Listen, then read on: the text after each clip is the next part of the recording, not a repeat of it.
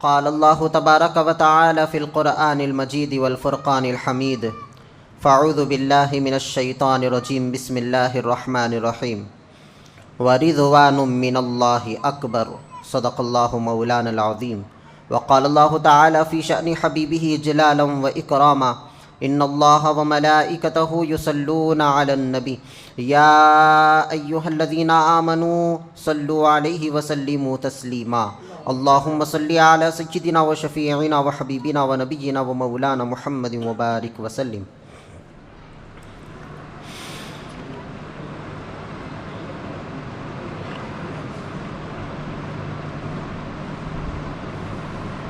السلام علیکم ورحمۃ اللہ وبرکاتہ.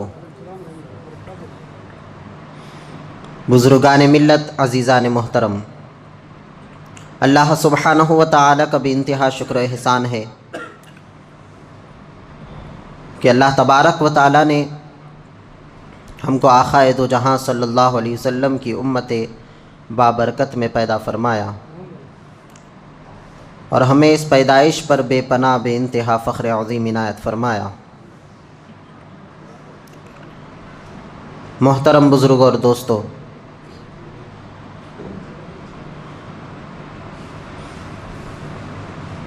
ایک موسم ہمارے درمیان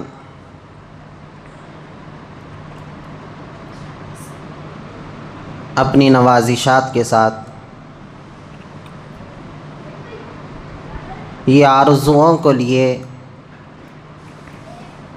رحمتوں کو لیے، برکتوں کو، مغفرتوں کو لیے ہمارے درمیان آیا تھا، جس کا کوئی خد و خال نہیں ہے. اور یہ موسم نمازیں پڑھنے کا، ذکر و اذکار اور تقوی پرہیزگاری کا بھی تھا.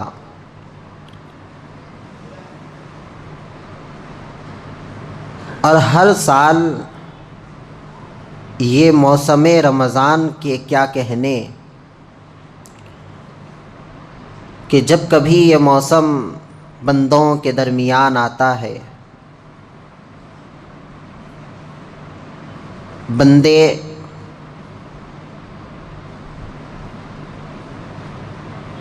اپنے آپ کو اللہ کے لیے بدل لیتے ہیں اور بندے اپنے آپ کو حضور کا پکا شیدائی بنا لیتے ہیں. تو یہ ماہ صیام، موسم رمضان کی برکت ہے کہ یہ رمضان ہمیں جاتے جاتے کیا کیا سکھا رہا ہے. ابتدا سے لے کر انتہا تک ہمیں یہ غور کرنے کی ضرورت ہے کہ یہ مہینہ آیا کیوں تھا اور اب ہمارے درمیان سے جا کیوں رہا ہے. آیا تو ہماری حالت کیسی بنا دیا، جا رہا ہے تو ہم سے کیا چاہتا ہے. ہم سے جدا ہو کر یہ مہینہ ہمیں کیا پیغام دے رہا ہے. اللہ تبارک و تعالیٰ نے قرآن مجید میں نفس کی پاکی کے بارے میں بے شمار اپنی آیتوں کا نزول فرمایا. باطن کے تزکیے کے بارے میں اللہ تبارک و تعالیٰ نے بہت ساری آیتیں ارشاد فرمائی. مثلا قد افلح من تزکا، قد افلح من زکاہا. یہاں پر اللہ تبارک و تعالی دونوں جگہ بھی ایک ہی عنوان کو کہہ رہا ہے کہ یقیناً وہ پاک ہو گیا جس نے اپنے باطن کو پاک کر لیا. قد افلح من تزکا، وہ پاک ہو گیا، وہ فلاح پا لیا. یقیناً جو اپنے نفس کو پاک کر لیا، اپنے باطن کو پاک کر لیا۔ اب یہ موسم رمضان ہمارے درمیان ظاہر کی پاکی کے ساتھ باطن کی پاکی بھی چاہتا ہے، اور ہم اس کے ساتھ میں جب رہ رہے تھے، رمضان کی صحبت میں، یہ رمضان کی سنگت میں ہم رہ رہے تھے مہینہ بھر سے، تو ہم اپنے ظاہر کو بھی پاک کر رہے تھے، باطن کو بھی پاک کر رہے تھے۔ اب یہ موسم رمضان ہم سے جدا ہو رہا ہے، تو اب یہ چاہتا ہے یہ رمضان، اور اللہ کی رضا اور اللہ کی خوشنودی بھی یہی ہے کہ بندہ رمضان میں جس طرح ہے بعد رمضان بھی ویسے ہی رہے۔ یہ روپ، یہ رنگ، یہ چہرہ بدلنا نہیں چاہیے۔ یہ جو شکل ہماری ہو گئی، یہ جو نورانی صورتیں ہماری جو ہو گئی، جو ہمارے چہرے عبادتوں سے جھلک رہے ہیں، ہمارے جو چہرے اللہ کی یاد کی وہ شعاعیں جو ہمارے چہروں پر پڑی ہے، اور اللہ کی عبادتوں کی شعاعیں جو ہمارے چہروں پر پڑی ہے، وہ چہروں سے ہمارے چمک رہی ہے۔ یہ چمک اللہ تبارک و تعالی بندہ جب مر رہا ہے، آخری سانس جب نکل رہی ہو، اس وقت بھی اللہ وہی چمک کو دیکھنا چاہتا ہے۔ یہ صرف ایک مہینے کا نہیں، یہ پوری زندگی کا ہمارا سرمایہ ہو جائے۔ ہمارا قلب، ہمارا نفس، ہماری روح اور ہمارا پورا جسم، ہمارا ظاہر اور باطن، تمام کے تمام اللہ اور اس کے رسول کے تابع ہو جائے۔ یہ رمضان ہمیں یہ مقصد دے کر جا رہا ہے۔ مہمان ہمارے گھر آیا، کون مہمان آیا؟ اللہ کا مہمان، اور ہم نے اس کی خوب میزبانی کی، جتنا ہم سے ہو سکا اتنا ہم نے میزبانی کی، جتنا ہو سکا ہم نے اتنی میزبانی کی، اور اپنے اس کے پورے حق ادا کرنے کا ہم نے یہ نظریہ بنایا تھا۔ مگر وہ مہینہ، وہ رمضان جب یہاں سے رخصت ہوتا ہے، ہمارے درمیان سے جاتا ہے، تو آقا صلی اللہ علیہ وسلم ارشاد فرماتے ہیں کہ اللہ تبارک و تعالی اس کو ایک شکل دیتا ہے۔ یہاں سے جانے کے بعد وہ ایک شکل میں، ایک روپ میں اللہ کی بارگاہ میں جاتا ہے، اور اللہ اس سے سوال کرتا ہے کہ اے میرے مہینے رمضان، اے میرے مہمان، کیا میرے بندوں نے تیری کیسی میزبانی کی؟ میرے بندوں نے تیرے ساتھ کیا سلوک کیا؟ میرے بندوں کے اندر تیرے آنے کے بعد کیا تبدیلی آئی؟ اور تو اب میرے پاس آ رہا ہے، تو میرے بندوں کی نیتیں کیا ہے؟ کیا تیرے جانے کے بعد میرے بندے بدل جائیں گے، یا تیرے رہتے پر بندے جیسے تھے ویسے ہی رہیں گے؟ یہ سوال اللہ مہینے سے کر رہا ہے، اس کے مہمان رمضان سے کر رہا ہے۔ اسی لیے آقا دو جہاں صلی اللہ علیہ وسلم ارشاد فرماتے ہیں کہ یہ مہینہ رمضان جو ہمارے درمیان اللہ کا مہمان بن کر آیا ہے، اس کو راضی کرو، اس کی شکایت، ہماری شکایت اس کے ذریعے اللہ پر جانے سے بچا لو۔ یہ ہمارے حق میں شکایت بھی کر سکتا ہے، ہمارے حق میں تعریف بھی کر سکتا ہے، ہمارے حق میں آخرت پر گواہ بھی ہے، اور ہمارے حق میں جہنم کا عذاب بھی ہے۔ اس کے دو روپ اور دو شکل ہے، اس کو ہم راضی کریں گے تو ہماری آخرت کامیاب ہے۔ دیکھو اللہ تعالیٰ قرآن مجید میں فرمایا، جس آیت کریمہ کا میں نے تلاوت کیا، وَرِضْوَانٌ مِّنَ اللَّهِ أَكْبَرُ، سب سے بڑی کامیابی اللہ کی رضامندی ہے۔ دنیا کی ہو یا آخرت کی ہو، جہاں کہیں کی بھی کامیابی ہو، ہر ایک کامیابی سے بڑھ کر اور بڑی کامیابی کیا ہے؟ اللہ کا ہم سے راضی ہو جانا سب سے بڑی کامیابی ہے۔ اللہ ہمارے عمل سے خوش ہو جانا یہ سب سے بڑی کامیابی ہے۔ اب یہ ہمارے اندر محاسبہ ہونا، یہ ہم اپنے اندر غور کرنا، مہینہ آیا روزہ رکھ لیے، افطار کر لیے، سحری کا اہتمام کر لیے، مہینہ گزار لیے، ایسے ہی آیا تھا ایسا ہی چلا گیا، نہیں۔ جب مہینہ جا رہا ہے تو اپنے آپ کا محاسبہ کرنا ہے، یہ کاؤنٹ کرنا ہے، اپنا حساب لینا ہے۔ یہ مہینے میں میں نے جتنی بھی عبادتیں کی، یہ مہینے میں میں نے جتنے بھی روزے رکھے، یہ مہینے میں میں نے جتنا بھی تقویٰ پرہیزگاری کیا، کیا میرا پروردگار ان سب سے راضی ہوا یا پھر ناراض ہوا؟ کیا یہ سب عبادتیں میں نے اللہ کی رضا کے لیے کیا یا پھر یہ مہینے کے موسم کے حساب سے؟ یہ مہینے میں روزے رکھے جاتے ہیں میں نے رکھ لیا، یہ مہینے میں جھوٹ نہیں بولا جاتا اس لیے میں نے نہیں بولا، یہ مہینے میں گناہ نہیں کیا جاتا ایسے ہی میں گناہ نہیں کیا۔ دو طرح کا عمل ہے، دیکھیے، ایک رسم کا عمل ہے، ایک اللہ کی رضا کا عمل ہے۔ ایسے ہی رسم کے طور پر ہم نے روزہ رکھا تو کوئی اجر نہیں۔ اگر ہم نے اپنی آخرت کی تیاری کے لیے اللہ کو راضی کرنے کے لیے روزہ رکھا تھا، عبادتیں کی تھی اور اللہ کو راضی کیا تھا، تو اب یہ محاسبہ ہمارا کامیاب ہو گیا۔ وَرِضْوَانٌ مِّنَ اللَّهِ اکبر والی ہماری عبادت ہو گئی کہ ہم نے اللہ کی، ہم نے دنیا و آخرت کی سب سے بڑی کامیابی حاصل کی، ورنہ ہمارے لیے کوئی کامیابی نہیں۔ کامیابی اس کا ہمارے پاس، کامیابی کا ہمارے پاس پاس و لحاظ ہے، مگر ہم نہیں جانتے کہ اللہ جب کسی کو کامیاب کرتا ہے ان کا مقام کیا ہو جاتا ہے۔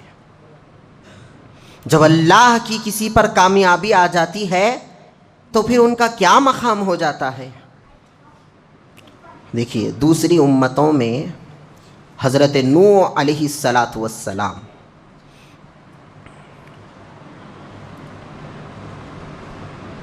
حضرت نوح علیہ السلام کو اللہ تبارک و تعالیٰ نے حکم دیا، جب ان کی قوم ان کی بات نہیں مان رہی تھی اور یہ بھی کہہ رہی تھی، نوح علیہ السلام ان کو عذاب سے ڈرا رہے تھے، مگر ان کی قوم نہیں ڈر کر یہ کہہ رہی تھی کہ اللہ کا عذاب جب آیا جب دیکھا جائے گا، اور ان کی اہمیت اور ان کا احترام نہیں کر رہی تھی۔ تو اللہ تبارک و تعالیٰ نے اپنے نبی نوح علیہ السلام کو ارشاد فرماتا ہے کہ اے میرے نبی، تمہاری امت تمہاری بات جب نہیں مان رہی ہے تو تم ایک کام کرو، یہ سمندر کے لیے کشتی تیار کرو،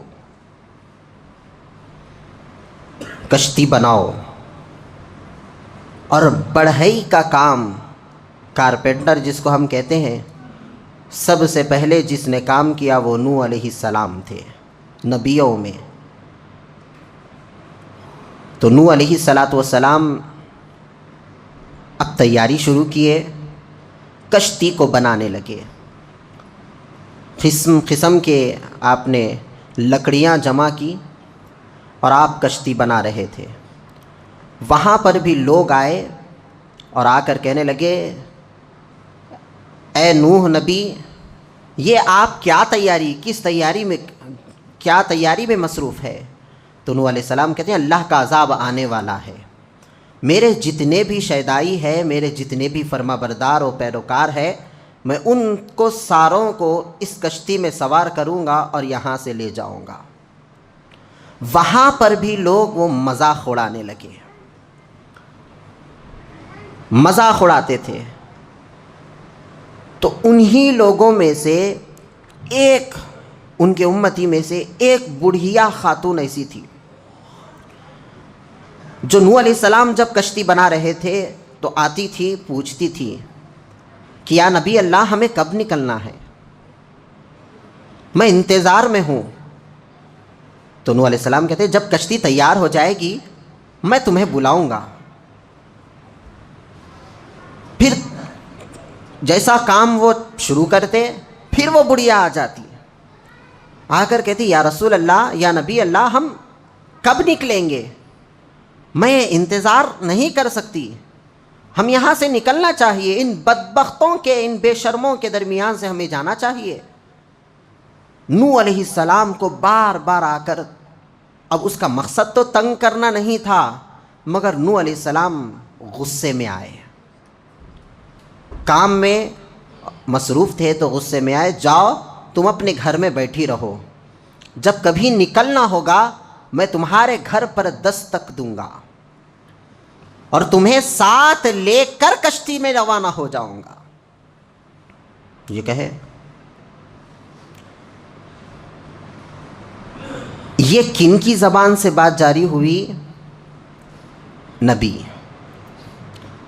اور وہ بڑھیا نبی کی زبان پر یقین کر لی. کون سی بات پر؟ کہ اللہ کا عذاب آنے والا ہے, مجھے نبی برحق نوح علیہ السلام مجھے اپنے ساتھ لے جائیں گے, عذاب کا شکار مجھے ہونے نہیں دیں گے. جیسا ہی نوح علیہ السلام نے کہا اس نے فوراً اس کو قبول کر لیا, یقین کر لیا, اب تابع ہو گئی, اب بیٹھی رہی اپنے گھر میں. نوح علیہ السلام کشتی تیار کر لیے, اپنے سارے غلاموں کو, پیروکاروں کو اعلان بھی کر دیے, کشتی میں بیٹھے نکل گئے. جیسا ہی بیچ سمندر میں جب کشتی پہنچی, نوح علیہ السلام کو اس بڑھیا کا خیال آیا جو بار بار آ کر آپ سے کہہ رہی تھی کہ یہ نبی اللہ کب نکلنا ہے, میرے سے انتظار نہیں ہو رہا. نوح علیہ السلام اللہ سے دعا کرنے لگے کہ مولا مجھ سے غلطی ہو گئی, چوک ہو گئی, میں بھول گیا, اتنی پریشانیاں تھے, اتنے ٹینشن تھے کہ میں اس کا خیال ہی ذہن میں نہیں رہا, حالانکہ وہ مجھے بار بار آ کر کہتی تھی نبی اللہ کب نکلنا ہے. دیکھیے اللہ کا کس طرح سے فضل ہوا کہ وہ کشتی گھومتے ہوئی اسی کنارے پر آ کر رکی. اللہ کا عذاب آیا, وہ بستی ہلاک ہو گئی. وہ سارے لوگ جو نوح علیہ السلام کی فرما برداری نہیں کرتے تھے, آپ کی گستاخی کرتے تھے, وہ سارے لوگ ہلاک ہو گئے. عذاب آیا اور چلا گیا, وہ کشتی گھومتے ہوئے پھر اسی کنارے پر آئی. نوح علیہ السلام جیسے ہی کنارے کو دیکھے اللہ کا شکر ادا کرنے لگے کہ اللہ کا شکر ہے کہ جہاں ہم سفر, جہاں سے ہم نے شروع کیا تھا وہیں آ کر رکے. اور سارے لوگوں کے دل میں بھی یہ تھا کہ ہمارے آبا و اجداد یہاں پر پیدا ہوئے, ہم بھی یہاں پر پیدا ہوئے, اور ہمارا بچپنا یہیں پر گزرا, اب ہم اس بستی کو چھوڑ کر جا رہے ہیں. یہ خیالات ان کے تھے. اللہ تبارک و تعالیٰ سے یہ کہہ رہے تھے کہ اللہ ہم اپنی بستیوں کو چھوڑ کر جانا نہیں چاہتے, تو چاہے ان پر عذاب لا, ہمیں اسی بستی میرے اللہ نے ان کی دعا کو قبول کیا. ان کو تھوڑی دیر کے لیے, تھوڑے وقت کے لیے وہاں سے ہٹایا اور وہ کشتی کو گھمایا, پھر واپس اسی بستی میں لایا. آنے کے بعد نوح علیہ السلام جیسے ہی کشتی سے اترے, دیکھے وہ بڑھیا کے جھوپڑے کی طرف, دیکھے وہ صحیح سلامت ہے, صحیح سلامت ہے. حیرت میں آ گئے کہ اتنا بڑا طوفان, اتنا بڑا عذاب آیا, پانی زمین کے اوپر سے آ کر اللہ نے پانی کو زمین پر پٹخ دیا, تو یہ جھونپڑا کیسے سلامت رہ گیا. جب قریب گئے, اندر گئے, تو کیا دیکھتے ہیں, وہ بڑھیا اسی طرح انتظار میں بیٹھی ہے جب نوح علیہ السلام نے اس سے کہا تھا کہ تو گھر میں بیٹھی رہ, جب میں تجھے آؤں گا کہوں گا تو میرے ساتھ میری کشتی میں سوار ہو جا. اب جیسے ہی نوح علیہ السلام گئے, جاتے ہی محسوس کر لی اپنے نبی کی خوشبو کو, کہنے لگی یقیناً یہ میرے نبی نوح ہے, اور کہنے لگی یا نبی اللہ کیا وقت آ گیا ہے, کیا ہم نکلیں گے؟ نوح علیہ السلام کی آنکھوں سے آنسو جاری ہو گئے, کہنے لگے کہ اے اللہ کی بندی عذاب آیا بھی اور چلا بھی گیا، اللہ تبارک و تعالیٰ نے تیرے جھونپڑے کو اور تجھ پر کوئی نقصان نہیں کیا، تیرا عمل کیا تھا، تو کس وجہ سے بچ گئی عذاب سے؟ تو وہ بڑھیا کہتی ہے کہ میں نے اللہ کے نبی کی بات کو دل سے تصدیق کر لیا اور زبان پر بھی وہی ہے تو اللہ نے میری حفاظت کر لیا۔ یہ نوح علیہ السلام کے زمانے کا واقعہ ہے۔ انتظار میں ویسے ہی بیٹھی ہے کہ کب نبی آئیں گے مجھے خبر دیں گے۔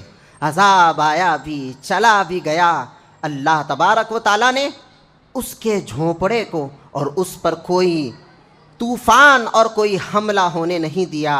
اس کی وجہ یہی ہے کہ یہ اپنے نبی کی سچی امتی تھی۔ سچی امتی ہے تو اس پر اللہ نے ہر طرح سے اس کی حفاظت کی۔ آج ہمارا حال کیا ہے؟ ہمارا معاملہ کیا ہے؟ یہ واقعہ ہمیں بتا رہا ہے کہ جو نبی کی بات کو مانتے ہیں اللہ ان کی حفاظت کرتا ہے۔ آج ہماری پریشانیوں کا، آج ہماری ہر مشکل کا سبب یہی ہے کہ اللہ کے نبی کو ہم مانتے ہیں مگر ان کی ہم نہیں مانتے، ان کی بات مانتے، ان کی بات نہیں مانتے، ان کو تو مانتے ہیں مگر ان کی بات نہیں مانتے۔ ہم اللہ کو ضرور مانتے ہیں مگر اللہ کی نہیں مانتے۔ اللہ کو مانتے ہیں، ان کی بات نہیں مانتے۔ بات نہیں ماننے کی وجہ ہے کہ ہم ہر حالات سے پریشان ہیں۔ یہ پریشانی اور یہ ساری زندگی کا ٹینشن ہمارے زندگی سے ختم ہونا ہے تو پھر اللہ اور اس کی رسول کی فرما برداری ہمارے لیے ضروری ہے۔ پھر اللہ تبارک و تعالیٰ جو کامیابی کی بات کر رہا ہے، ایسے لوگوں کو کامیابی ملتی ہے۔ اب یہ دنیا میں بھی کامیاب ہو گئی۔ کیسے کامیاب ہو گئی؟ اتنا بڑا طوفان آیا، اللہ نے اس کی حفاظت کی، تو اس کے لیے سب سے بڑی یہی کامیابی تھی، اور اللہ اس کو عذاب سے بھی بچا لے گا اور جہنم سے بھی بچا لے گا، یہ بھی اس کی آخرت کی کامیابی ہے۔ کل عید الفطر ہے، آج جمعہ ہے۔ اللہ کی اور اللہ کے رسول کی بات ہمیں ماننا ہے۔ صرف ان کو ماننے سے کام نہیں چلے گا، ان کی بات ہمیں ماننا ہے۔ ان کی بات کیا ہے؟ نماز کو آنے سے پہلے اپنے روزوں میں تم نے جو غلطیاں کی اس غلطیوں کا صدقہ دو، صدقہ دے کر ہماری بارگاہ میں آؤ۔ اور حضور فرماتے ہیں جو صدقہ نہیں دیتا وہ ہماری عیدگاہ کی طرف نہ آئے۔ صدقہ فطر یہی ہے،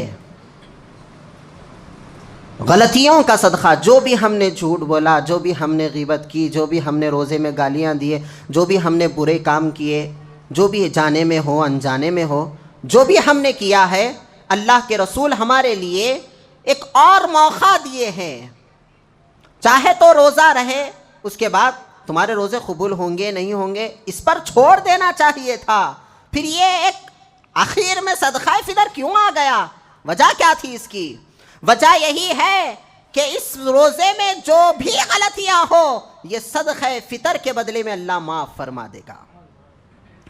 صحابہ آ کر کہنے لگے یا رسول اللہ ہمارے روزے میں کچھ غلطیاں ہیں، اب ہم وہ غلطیوں سے توبہ کیسے کریں؟ تو سرکار صلی اللہ علیہ وسلم ارشاد فرماتے ہیں کہ تم عیدگاہ جانے سے پہلے غریب کو صدقہ دو، عیدگاہ جانے سے پہلے، اللہ کی بارگاہ میں جانے سے پہلے اللہ کی بارگاہ میں صدقہ دو۔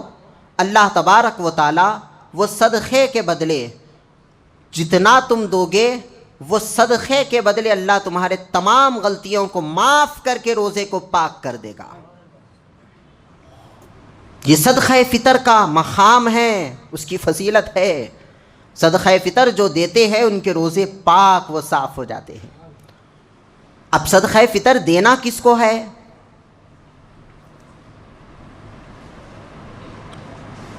ہمارے لیے آسانی ہونا ہے ہمیشہ۔ کوئی غریب رہا دے دیے، کوئی مستحق نہیں ہے اس کو دے دیے، کوئی ایسا نہیں ہے جو صدقے کا زکوٰۃ کا مستحق ہے، اچھا کھاتا پیتا مست گھر میں ہے، اس کو لے جا کر صدقہ فطر حوالے کیے۔ ہاتھ پیر سلامت ہے، ایسے لوگوں کو صدقہ فطر دیے۔ آدمی بھی ہے، ہٹا کٹا ہے، کما سکتا ہے، عزت کی روٹی کما کر جی سکتا ہے، صدقہ فطر دو، گلی گلی گھوم رہا ہے، ایسے لوگوں کو ہم صدقہ فطر دیتے ہیں۔ اصل اس کے مستحق کون ہے؟ صدقہ فطر ہم دے تو رہے ہیں، مال ہمارا جا تو رہا ہے، مگر جہاں جانا ہے وہاں نہیں جا رہا، اصل حقدار تک ہمارا مال نہیں پہنچ رہا، اصل حقدار تک ہمارا مال نہیں پہنچ رہا۔ اس کی وجہ کیا ہے؟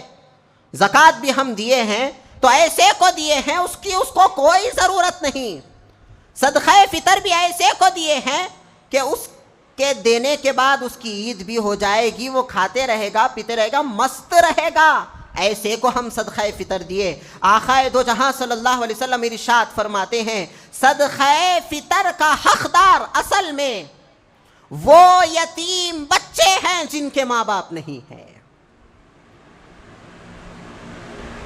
وہ بیوائیں ہیں جو اپنی عصمتوں کی عزتوں کی حفاظت کرتے ہوئے اپنے گھروں میں کام کاج کرتے ہوئے اپنا گزارا کر رہی ہے، اس کے گھر میں کمانے والا مرد نہیں ہے، اس کے گھر میں کمانے والا مرد نہیں ہے، حالانکہ باہر نکل سکتی تھی کمانے کے لیے، مگر اس نے اس چیز کو گوارا نہیں کیا، اپنے گھر میں ہی سلائی کرتے رہی یا پھر کچھ بونتے رہی، ایسے ہی کام کو کیا اور عزت کی روٹی اس نے کمایا۔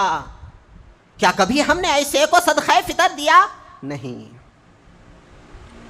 سرکار یہاں تک ارشاد فرمائے ایسے لوگ ہمیں نہیں ملے تو ڈھونڈ کر تلاش کر کر ایسے لوگوں کو صدقہ فطر دو۔ صحابہ وہ دور میں گلی گلی ڈھونڈتے تھے کہ اصل اس کے مستحق، اصل اس کے حقدار کون ہے؟ ہمارا مال جائے تو اس ہاتھ میں جائے جس ہاتھ میں جاتے ہی اللہ ہمارے مال کو قبول کر لے۔ نیت ہماری برابر ہے، صدقہ فطر ہم ضرور برابر دے رہے ہیں، مگر یاد رکھیں، یتیموں کا خیال رکھیں، مسکینوں کا خیال رکھیں، بیواؤں کا خیال کریں، ضعیف حضرات۔ دیکھیے آپ، ضعیف لوگ جن کا کوئی سہارا نہیں ہے، جن کا نہ کوئی بیٹا ہے نہ کوئی بیٹی ہے، نہ ان کو کوئی پوچھتا ہے، ان کو گھر کے کرائے بھی دینا پڑتا ہے، ایسے لوگ بھی ہماری بستی میں ہیں اور ہم ان تک صدقہ فطر پہنچانا ہمارے لیے واجب ہے۔ صدقہ فطر واجب کب ہوا؟ جب اصل حقدار تک ہمارا مال پہنچا تو ہمارا واجب وہاں پر مکمل ہوا۔ صرف دے دینا یہ واجب مکمل نہیں ہوتا۔ دے دیے، اب ہماری ذمہ داری، مست ہو گئے، دینے کے بعد یہ ہمارے اندر یہ اطمینان ہو جانا، ہم مطمئن ہو جانا کہ ہم نے اصل حقدار تک اپنے مال کو پہنچایا۔ آقا دو جہاں صلی اللہ علیہ وسلم کا معمول مبارک ہے، جتنے سال آپ نے صدقہ فطر دیا آپ کشمش سے دیتے تھے۔ حال گھر کا حال کیا ہے؟ فاخوں میں زندگی ہے۔ جب صدقہ فطر کا معاملہ آ رہا ہے تو حضور جس میں زیادہ رقم ہوتی ہے وہ چیز کو انتخاب کر رہے ہیں۔ یہاں پر ایک غور طلب بات ہے کہ صدقہ فطر کن کے لیے ہے؟ جن کے روزوں میں غلطیاں ہیں۔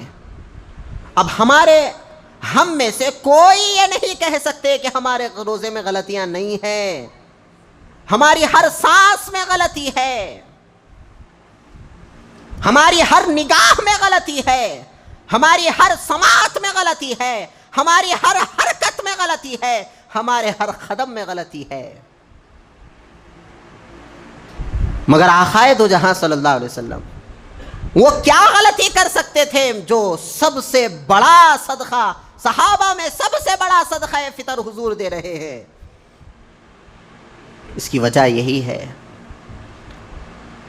کہ امتی، کوئی میرے امتی اگر میری سنت کو ادا کرنا چاہے، اگر میری پسند کو دیکھنا چاہے، تو میری پسند جو زیادہ صدقہ فطر ہے وہ میری پسند ہے، جو کم ہے وہ ہماری طرف سے اجازت ہے، وہ ادا ہو جائے گا، مگر ہماری خوشنودی، مگر ہمارا جو مقصد ہے صدقہ فطر جاری کرنے کا، وہ مقصد یہی ہے کہ ہمارے گھروں میں جس طرح سے عید کے دن چولہے سلگ رہے ہیں، عید کے دن اچھے اچھے پکوان پک رہے ہیں، ہمارے گھر رشتہ دار آ رہے ہیں، ہمارے گھر ہر ایک آئٹم کے کھانے بن رہے ہیں، صدقہ فطر جاری کرنے کا حضور کا مقصد یہی ہے کہ ایک امیر آدمی کے پاس جس طرح سے عید کی خوشیاں ہوتی ہے، حضور غریب کے پاس بھی وہی خوشیاں دیکھنا چاہ رہے ہیں۔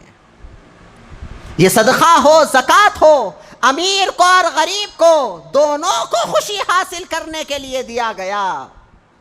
زکوٰۃ نہیں دے کر ہم اپنے آپ کو بچا کر دیڑ اشاری کر رہا ہوں یہ سمجھ رہے ہیں، مگر یہ دیڑ اشاری نہیں ہے، یہ ہماری آخرت کا سب سے بڑا کھاٹا اور سب سے بڑا بدترین سرمایہ ہے، اور ہم اس کے ذریعے عذاب کے شکار ہو سکتے ہیں۔ زکوٰۃ اللہ تبارک و تعالیٰ نے جو ہمارے درمیان فرض کیا ہے، لوگ یہ سمجھتے ہیں کہ زکوٰۃ دے دے تو مال کم ہو جاتا ہے، مگر اللہ کہہ رہا ہے، اس کے رسول ارشاد فرما رہے ہیں، یہی بات ہے۔ دیکھیے، ہم اللہ کو مانتے ہیں، رسول کو مانتے ہیں، مگر ان کی ہم نہیں مانتے۔ وہ کہہ رہے ہیں تم زکوٰۃ ادا کرو گے تو اللہ تمہارے مال میں برکت دے گا، اضافہ کر دے گا۔ کہاں تک ہمیں اس بات پر یقین ہے؟ صدقہ فطر حضور کہہ رہے ہیں اصل حقدار تب تم پہنچا دو گے، تمہارے روزوں کی جتنی بھی خرابیاں ہیں اللہ اس صدقہ فطر کے بدولت اس کو معاف کر کے تمہارے روزے کو پاک کر دیتا ہے۔ اور یہاں تک حضور اس کی وعید بھی ارشاد فرما رہے ہیں، جو صدقہ فطر نہیں دیتا اس کے لیے کوئی نہیں ہے 7.5 تولے سونا ہو، 52 تولے چاندی ہو، 52.5 تولے چاندی ہو، یہ اس کا نہیں ہے۔ صدقہ فطر ہر غریب اور ہر امیر کے لیے واجب ہے، دینا ہے۔ میں اس کا مستحق نہیں ہوں، یہ کسی کے لیے یہاں پر کوئی جگہ نہیں ہے۔ حضور فرما رہے جو صدقہ فطر ادا نہیں کرتا اللہ تبارک و تعالی اس کے روزوں کو قبول نہیں کرے گا، اس کے روزے اللہ کی بارگاہ میں قبول نہیں ہوں گے، اس کے روزے آسمان تک جائیں گے ضرور، مگر اس سے آگے جانے کی جو سکت صدقہ فطر تھا، جو سواری وہ روزوں کی صدقہ فطر تھا، وہ سواری کو ہم وہاں تک نہیں پہنچائیں گے تو وہ صدقہ فطر اللہ کی بارگاہ میں نہیں پہنچ سکتا۔ یہی بات ہے، دیکھیے کامیابی، یہاں سے بات شروع ہوئی، کامیابی وَرِضْوَانٌ مِّنَ اللَّهِ اکبر، اللہ تبارک و تعالی کامیاب کن لوگوں کو کرتا ہے؟ اللہ کی کامیابی کن کو حاصل ہوتی ہے؟ جو اللہ کو بھی مانتے ہیں اور اللہ کی بھی مانتے ہیں، جو اللہ کے رسول کو بھی مانتے ہیں اور اللہ کے رسول کی بھی مانتے ہیں، ایسے لوگوں کو اللہ تبارک و تعالی کامیابی دیتا ہے، ایسے لوگوں کو اللہ تبارک و تعالی فلاح عطا فرماتا ہے۔ وآخر دعوانا ان الحمد للہ رب العالمین۔ یا الہ العالمین، ہم جو کچھ بھی کہتے ہیں سنتے ہیں مولا، سننے والوں کو بھی، کہنے والے کو بھی عمل کی توفیق عطا فرما۔